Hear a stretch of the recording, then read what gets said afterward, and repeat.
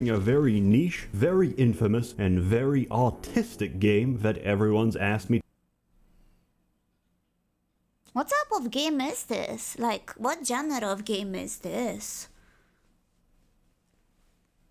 Roguelike? No. No. Roleplay. Shrieks in agony. To cover since day one, a game where you and many other real living people with questionable social intelligence roleplay together on the worst space station in the universe, where aliens, shapeshifters, and traitors working for rival corporations are the least of your concern, where the greatest threat to your own existence are your own crew members.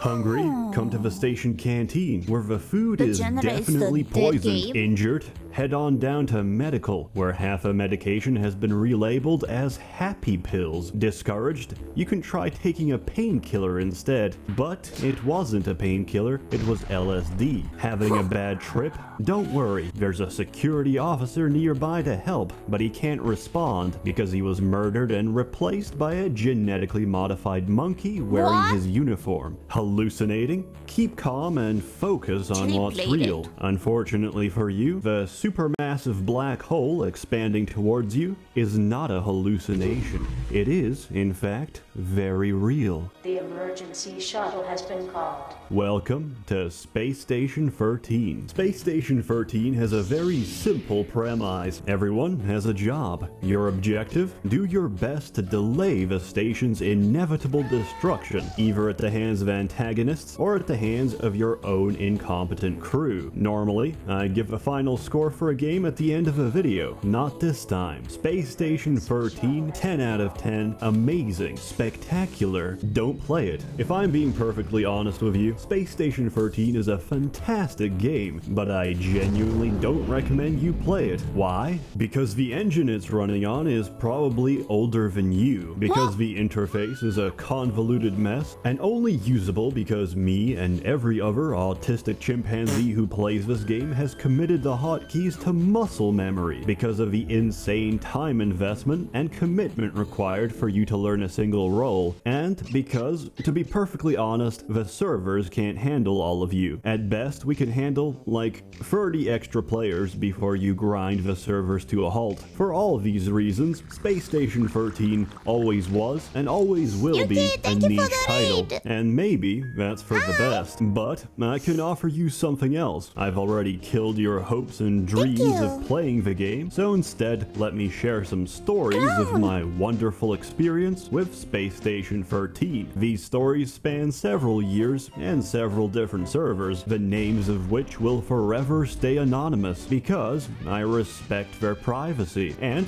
because I've received threats from some of the more colorful servers to not mention them by name, or else what's gonna happen if I don't comply? Are they gonna hire a Bitcoin assassin to run me over with his mobility scooter? Is he gonna stab me with his insulin pen? I don't know, but between you and me, I hate having cum delivered to my mailbox and would prefer to keep it that way. Anyway, I remember the first time playing Space Station very vividly. My friends told me to download it and hop on some shitty server. It had furries and erotic roleplay. More on that later. I entered around as an assistant, my job to give assistance and to get my hands burnt off trying to hack into places I don't have access to. As I'm screwing around with airlock wires, my friend comes running down the hallway, dragging someone's unconscious body. Frantically, he tells me, "Seth, quick, can you open this door?" Sensing the urgency in his voice, I do. He throws the body inside and sprints away. The airlock closes. 3 seconds later, something explodes. What the fuck was that? I ask. Oh yeah, I fed him potassium and water pills. It takes a while to metabolize. My friend had just murdered a man in cold blood by turning his body into a living, ticking potassium bomb. As soon as the man's digestive juices cracked through the potassium tablet, it reacted violently with the water in his stomach and exploded, killing him from inside out. After such a horrific display of homicide, I realized, hey, this game's pretty good. Fast forward a few weeks and I'm learning roles, calling shots, and ignoring every single rule of the server. I also ignored every single rule of medicine. I was a surgeon, top of my class, destined to go where no licensed professional ever has. Also, my friend's girlfriend started playing with us. To put it bluntly, she wasn't very good, but she was very interested in progressing the medical field in any way possible. Cargo had just delivered us some complimentary pizza, as thanks for patching up their boys after they got a little too intimate with the xenomorphs on mining station. Brilliance flashed before my eyes. My pupils widened. I started physically sweating because she said the words I've always dreamt of hearing. Please turn me into a pizza. And so I got to work. Nurse, get me my scalpel, tweezers, protractor, bone gel, and the rest of the unfinished pizza. One horrified clown watched in the operating theater as I cleanly hacked off and cauterized her hands and feet. I opened the pizza box and began attaching her new cheesy limbs. Help! What? Sec to surgery, the clown blurted out. He's turning her into a Papa John's. The head of medical stormed in with a host of security officers to detain me, but they were too late. Her hands and feet had already been replaced. Surprisingly, she could walk just fine on a pair of pizza feet, but her lack of opposable pizza thumbs meant that she couldn't really hold anything, let alone pick them up in the first place. However, her pizza hands did make for a convenient and portable source of nutrition. Despite her numerous protests that she consented to the surgery, the head of medical demoted me on the spot and banned me from ever practicing medicine, claiming that you can't consent to being a pizza. I was thrown in jail for the rest of the round. Clearly, there was no appreciation for the arts on this station. So, many rounds later, me and my friends found a new purpose, cleaning up the server, one erotic, furry roleplay at a time. Using telecommunications and meta-communications, I expertly pinpointed areas of high homosexual intent, namely, the dorm rooms and the showers. As two Khajiit-looking catmen meet privately with one another, they will, inevitably, start writing words such as, ooh,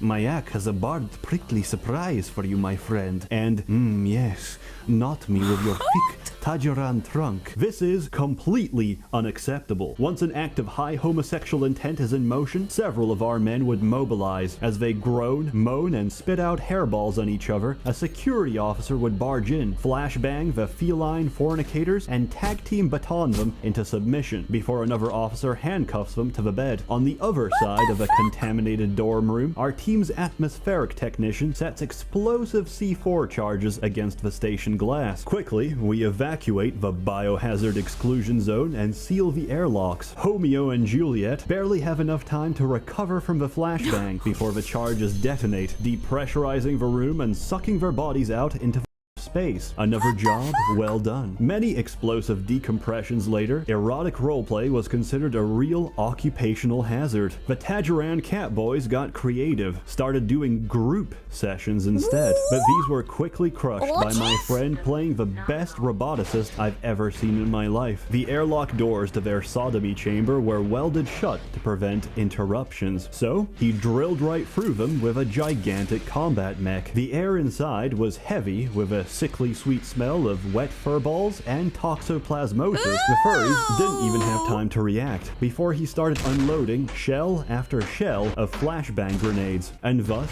we all got banned. We paid the price. But to see half a server get flashbanged unconscious for 10 minutes straight, priceless. The server didn't last long anyway. The admin's mom shut it down as soon as she saw the electricity bill, so me and my friends went on to enrich other servers. I even got good at being a chemist. In other words, I always stole the syringe gun at the start of a round and filled it with lethal doses of chloral hydrate, for my own protection, of course. I also gave whatever chemical anyone requested, which gives me some moral ambiguity and 2 degrees of separation from any pranks or murders that took place as a result of said chemicals. If a clown asks for space lube, he's gonna get space lube. One time, a clown managed to lube the entire hallway outside of medical, all the way to department. departures. Now, departures is usually the place where the escape shuttle docks to get us out of our quickly burning heap of a station. However, if there's no call for a shuttle, departures is completely empty, besides the airlock, which the clown had hacked open. Several people came running through medical, slipped on the space loop, and accelerated themselves face first into the infinite vacuum of space. Security figured out it was the clown, and in true security fashion, also slipped on the space loop. With most of the crew floating around dead in space, the station had to be evacuated. He was later banned from playing clown ever again. Several rounds later, I finally spawned as a traitor. Mission specifications decrypted. Welcome to the Syndicate. And I had no idea what I was doing, but I wanted my first time to be special. Conveniently, an assistant comes in, bleeding all over, because he was probably trying to break into the armory without insulated gloves. His character sprite had maximum melanin and an afro. His roleplay friendly name was Madick, an idiot, but a useful idiot. No medical staff on hand except me, so I said, "Hey, I know a little bit of surgery, let me fix you up." And took out my Syndicate PDA. With this, I can discreetly teleport a few traitor items into my inventory to help me achieve my objective, which in this case was murdering the head of security. I ordered 2 sets of voice-activated explosives, which trigger upon hearing the recorded code phrase. I set this to the word most likely to be spoken by this mentally retarded human being. Can you guess what that is? I surgically opened his ass and inserted the first of the explosives. Then I lodged the second one neatly inside his chest cavity. Closing them up, I took off the anesthetic and began to put my plan in action. I would arm this simple-minded moron with illegal weaponry, with the hopes that security would detain him on possession charges. I gave him all the LSD, all the chloral hydrate syringes, and an entire spray bottle of space lube. I had expertly equipped him to be the ultimate griefing machine. Proud of my work, I gave him a hug and set him loose on the world. But just before he left medical, he turned around and said, "Thanks, nigger." And we both exploded. My other times playing antagonist went about just as well. Once I started as the leader of a cult. Our objective was to seize control of the station and sacrifice our mortal bodies to summon a physical manifestation of our dark god. However, I wasn't very good at it, and neither were my servants. We found a nice, quiet, and most importantly, abandoned bar near the north end of the station, which we began redecorating with our own blood. You see, cultists need to learn a set of ancient words that's randomly generated every round. If you arrange them in the right order, you can perform different spells and rituals to advance your goals. We didn't get far, because the most dangerous thing to an incompetent cult is a single crew member doing their job. The fucking janitor found us. We tried to negotiate, convince him that it's actually crayon and not blood all over the floor, but that didn't work, so we tried to murder him instead. That didn't work either. He used his mop to slip us with soapy water and ran off to call security. As you can see, I'm not very proficient at being a traitor. More often, I find myself being abused by traitors. Some of the worst offenders in this regard are definitely wizards, since wizards have a bad tendency to sexually abuse me as well. Not too long ago, me and my friends played a round that was already in progress. As soon as we entered, we realized something was very wrong. An announcement played on the radio. Penis Inspection Day is in effect. All crew members must report to Doc Johnson for their mandatory penis inspection. Doc Johnson was, very clearly, a wizard. I knew what was coming, and yet I resigned myself to fate and went to medical reception. Doc Johnson was overjoyed to have new patients. He led me to a private room, asked me if I'm circumcised, and told me that I passed the inspection with flying colors. What a surprise, I thought. He's not actually gonna grief me. But I was wrong. As I turned away to leave, he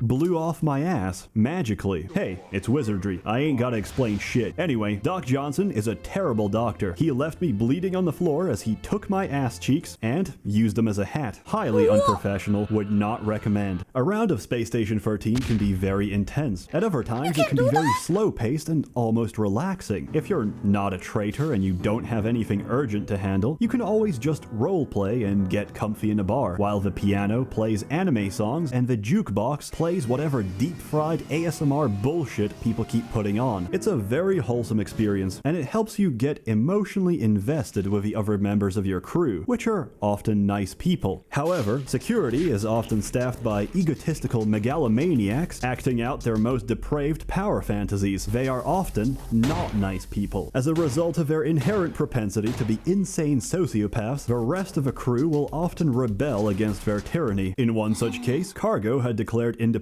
Security refused to recognize the independent station state of Cargonia, so they tried to barge their way in and arrest everyone involved, including me. But security was unprepared for the trap we had in store. One officer rushed into cargo bay and slipped on a banana peel straight into the conveyor belt waiting for him. He tried repeatedly to get back up, only to be tripped again by an ocean of banana peels on the conveyor belt, which looped around in a circle. Surrounding that circle was another circle, composed entirely of vending machines. The officer was also being brutally assaulted by several hundred cans of soda. The vending machines were hacked, and as a result, they would continuously fire drinks at whoever is in the area. Each officer that slipped into the banana belt got smashed unconscious by a relentless stream of Discount Dan soda, trademark, all rights reserved. After extensive head trauma by our soda turrets, security reluctantly accepted Cargonia's independence and their right to bear arms. If there's one department that has more revolutions than cargo, it would have to be science, and it's easy to understand why. We spend our lives researching away for the good of the station, which does of course carry its own share of risks and hazards. Sometimes accidents happen. Sooner or later, some bored and mentally challenged assistant will try and put a bag of holding into another bag of holding, and security can't always comprehend that we're not directly responsible for the resulting black hole eating through the kitchen. This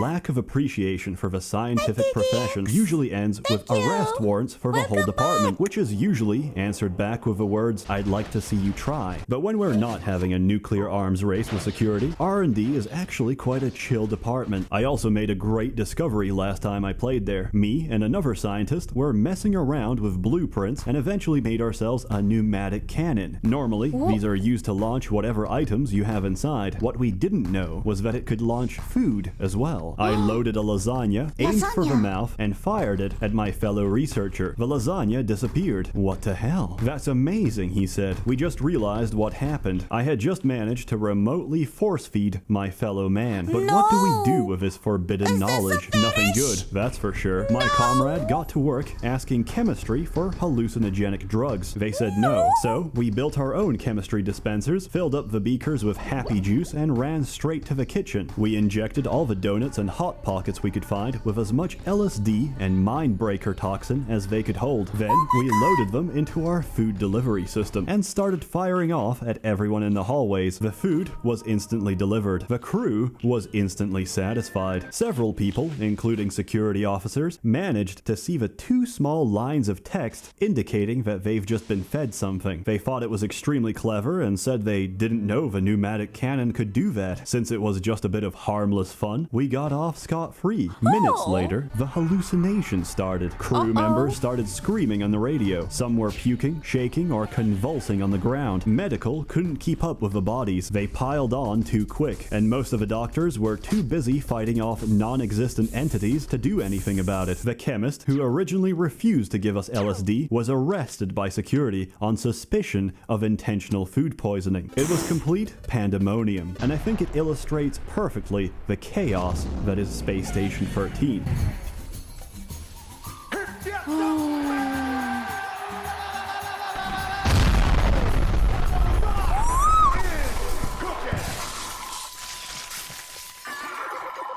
That's all I have for you today, folks. There is, of course, more stories to tell, but we'd literally be here for hours. Space Station 13, a marvelous, unique, and incredibly shitty game. 10 out of 10, don't play it, because if you do, they're gonna blame it on me, and I hate having cum in my mailbox. As always, more content to come, so stay tuned. On other news, I started a